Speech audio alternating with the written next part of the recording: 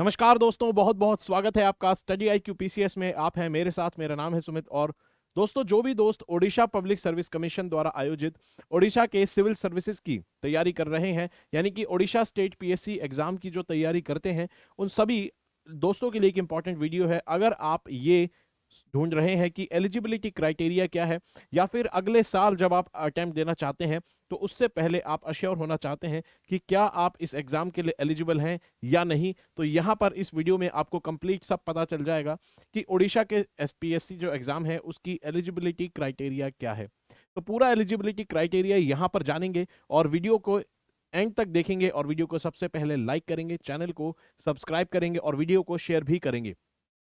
तो बिना किसी देरी के देखते हैं सबसे पहला और सबसे इंपॉर्टेंट क्राइटेरिया, जो बताने की वैसे भी ज़रूरत नहीं है, लेकिन फिर भी कैंडिडेट्स जो हैं वो इंडिया की सिटीजनशिप उनके पास होनी चाहिए, बिल्कुल जाहिर सी बात है। और जो सबसे इंपॉर्टेंट क्राइटेरिया है जो सभी दोस्त जानना चाहते हैं वो ये कि एज लिमिट आखिर इसमें क्या होती है।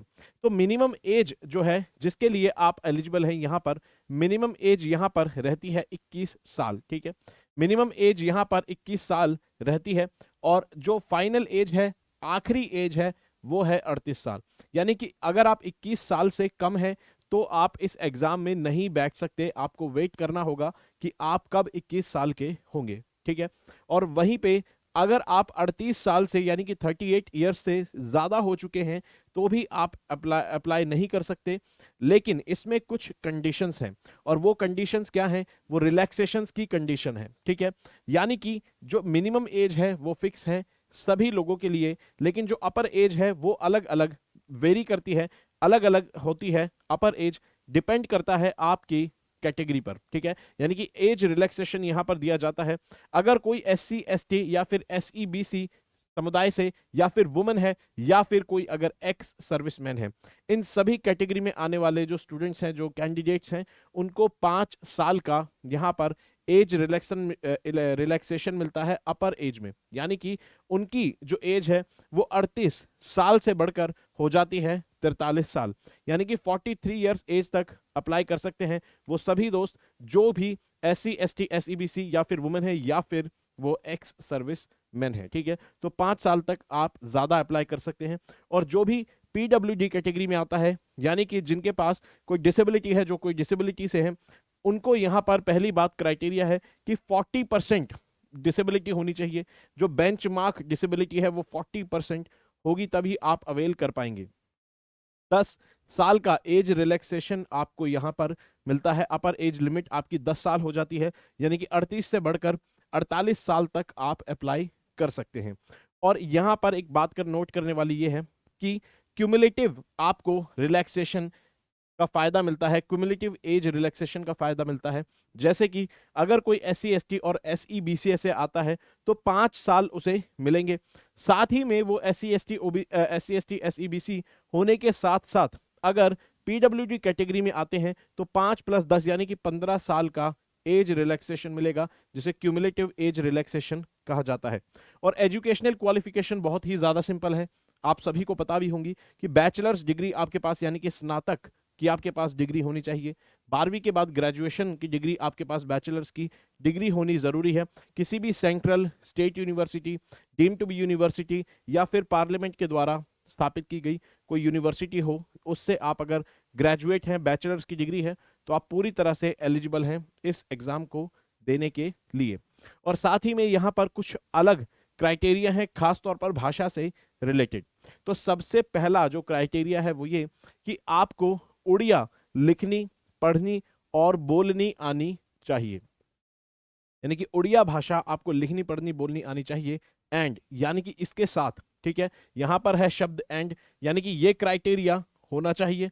और इसके साथ प्लस, इसके साथ इन चार में से कोई भी एक कंडीशन फुलफिल होनी चाहिए। यानी कि लिखनी, पढ़नी, बोलना आपको तो आना ही चाहिए, साथ ही में इन चार में से कोई एक क्राइटेरिया होना चाहिए। देखते हैं वो क्या है, कि आपने जो मिडिल स्कूल पास किया है उसमें उड़िया एज अ लैंग्वेज आपके पास हो। मिडिल स्कूल में यानी कि अगर 7वीं 8वीं 9वीं क्लास की बात करें तो यहां पर उड़िया एज ए लैंग्वेज आपके पास हो, सब्जेक्ट जिसमें आपने पास किया हो। उसके अलावा हाई स्कूल सर्टिफिकेट में अगर ये नहीं क्राइटेरिया है तो हाई स्कूल में आपने किसी ऐसे सब्जेक्ट को उड़िया में पास किया हो जो कि नॉन लैंग्वेज सब्जेक्ट है, यानी कि जैसे सोशल साइंस अगर आपने पास किया है हाई स्कूल में तो वो नॉन लैंग्वेज सब्जेक्ट है, अगर आपने उसको उड़िया मीडियम में पास किया है तो आप एलिजिबल हैं।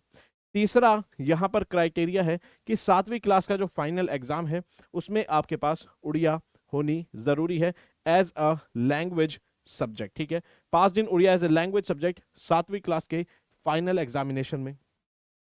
साथ ही में या फिर इन तीन नहीं है तो चौथी कंडीशन है कि आपने उड़िया का टेस्ट पास किया हो जिसका स्टैंडर्ड होता है मिडिल इंग्लिश स्कूल स्टैंडर्ड के बराबर, और यहां पर ये कंडक्ट करता है school and mass education department, यानी कि उड़ीसा की जो सरकार है वो इस टेस्ट को कंडक्ट करती है। ये अगर आपने पास किया है और साथ ही में लिख पढ़ और बोल सकते हैं तो आप एलिजिबल हैं। तो यानी कि ये 3 क्राइटेरिया प्लस इन 4 में से कोई भी एक क्राइटेरिया आपके पास है तो आप पूरी तरह से एलिजिबल हैं। उसके अलावा यहां पर एक और इंपॉर्टेंट क्राइटेरिया है जो कि मैरिज यानी कि शादी से आपका जो स्टेटस है, आपका मैरिज स्टेटस जो है उससे रिलेटेड है। कोई भी व्यक्ति अगर उसके एक से ज्यादा पार्टनर है, लिविंग पार्टनर, एक से ज्यादा लिविंग पार्टनर है, अगर वो पुरुष है तो एक से ज्यादा अगर उसकी लिविंग पार्टनर्स हैं तो वो एलिजिबल नहीं होगा। या फिर कोई ऐसी महिला या फिर कोई ऐसी वुमेन जो किसी ऐसे व्यक्ति से शादी करती है जिसकी ऑलरेडी एक लिविंग पार्टनर है तो वो वुमेन भी एलिजिबल नहीं होगी, वो महिला भी एलिजिबल नहीं होगी अगर वो किसी ऐसे व्यक्ति से शादी करती है जिसकी ऑलरेडी एक लिविंग पार्टनर है। तो पुरुषों के रेफरेंस और महिलाओं के रेफरेंस में कहने का मतलब है कि यहां पर मैरिज स्टेटस आपको क्लियर किया गया है, ठीक है। अगर एक से ज्यादा महिला पार्टनर वाले पुरुष से आप शादी करते हैं तो भी आप नहीं एलिजिबल होंगे, और पुरुष अगर इससे ज्यादा महिला पार्टनर रखते हैं तो वो भी एलिजिबल नहीं होंगे। और जो गवर्नमेंट सर्वेंट्स हैं उनके लिए इंपॉर्टेंट है, जो ऑलरेडी वर्किंग है चाहे वो परमानेंट गवर्नमेंट जॉब कर रहे हो या फिर टेम्परेरी, वो पूरी तरह से एलिजिबल हैं यहां पर। लेकिन उनको क्या करना होगा, अपने डिपार्टमेंट से एक नो ऑब्जेक्शन सर्टिफिकेट लेना होगा। आपको अपने हेड ऑफ डिपार्टमेंट को बताना होगा कि आप इस एग्जाम के लिए अप्लाई कर रहे हैं, और जब आप उनको इन्फॉर्म करेंगे तो आप पूरी तरह से एलिजिबल हैं। राइटिंग में आपको ये इन्फॉर्म करना होगा, अपने जो एचओडी हैं, अपने जो डिपार्टमेंट के हेड हैं, उनको राइटिंग में आपको देना होगा।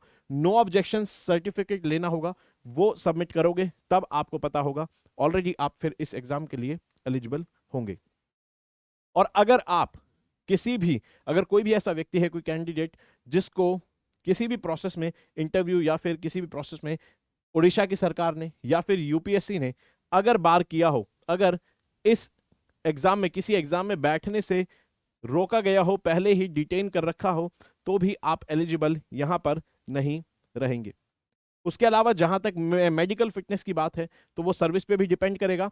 साथ ही में जो बोर्ड आपका, जो सरकार जो आपका मेडिकल एग्जामिनेशन करवाती है जॉब से पहले, तो ये जो मेडिकल एग्जामिनेशन होगा इसमें आपका फिट होना जरूरी है। यहां पर मेडिकल जो है फिटनेस होगी, यहां पर रिक्वायरमेंट जो है उसमें सर्विस के हिसाब से आपकी मेडिकल फिटनेस होना जरूरी है, और ओवरऑल जो आपका मेडिकल टेस्ट होगा उसमें भी फिटनेस जरूरी है।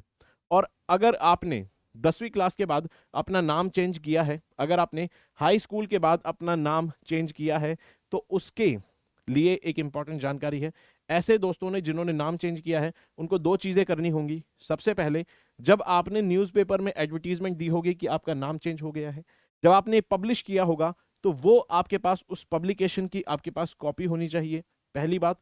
दूसरा, आपको कॉपी सबमिट करनी होगी गैजेट की जिसमें ये डिक्लेयर किया गया हो कि हाँ भाई आपका नाम चेंज हो गया है। ओडिशा की जो गैजेट है यानी ओडिशा का जो राजपत्र है उसने जब ये कंफर्म किया हो आपका नाम चेंज हो गया है तो उसकी भी कॉपी आपको लगेगी। यानी कि नाम चेंज के रेफरेंस में आपको जो न्यूज़पेपर में पब्लिकेशन निकला उसकी कॉपी, प्लस जो ओडिशा राजपत्र यानी ओडिशा सरकार का जो गैजेट है उसमें जो नोटिफिकेशन जारी की, उनके सपोर्ट में दोनों की आपको कॉपी सबमिट करनी होगी अगर इन केस आपने नाम चेंज किया है।